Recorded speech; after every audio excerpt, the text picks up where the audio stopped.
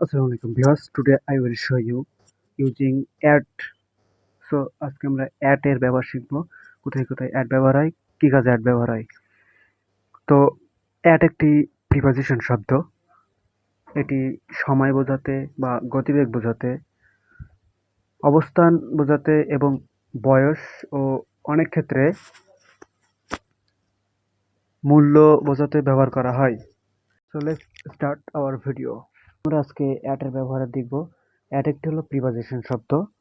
এটি সময় নির্দেশ করার জন্য ব্যবহার করা হয়। যেমন আমরা লিখতে পারি অ্যাট 5 o'clock, মানে 5টার সময় আর কি, বা 5টা সময়। তারপরে অ্যাট মিডনাইট। এটির উদাহরণ হিসেবে আমরা দেখতে পারি যে the class started at 10 AM, অর্থাৎ সকাল 10টায় আমাদের ক্লাস শুরু হয়। আচ্ছা, এবার গতিবেগ বা দৃষ্টিভঙ্গি। দৃষ্টিভঙ্গি বলতে যে আমার দিকে তাকাও, এমন কোনো কিছু, বা ওইদিকে দেখো। এখানে লুক অ্যাট মানে দিকে তাকাও। আর আমরা উদাহরণ হিসেবে দেখতে পারি লুক অ্যাট মি। আচ্ছা, এবার ঘটনা।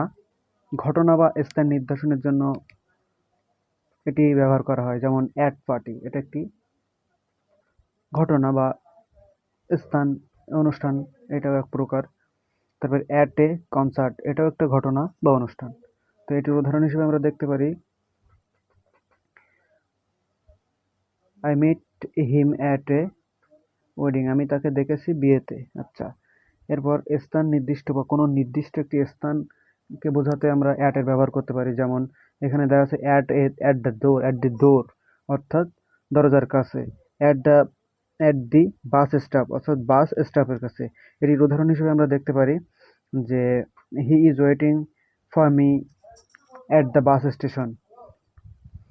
বয়সের ক্ষেত্রেও এটি ব্যবহার করা হয়। যেমন তুমি কত সালে বিয়ে করেছো, বা এখানে উদাহরণ হিসেবে আমরা দেখছি হি ম্যারিড অ্যাট 26 বছর, তাহলে সে বিয়ে করেছে 26 বছরে। এবং আরও একটি এতে ব্যবহার করা হয় মূল্য বোঝানোর ক্ষেত্রে, বোঝানো হয়। যেমন আমি এত টাকা দিয়ে একটা জিনিস কিনছি।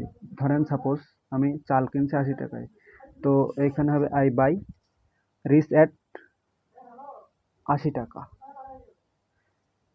তারপর আরেকটি হতে পারে যে অ্যাট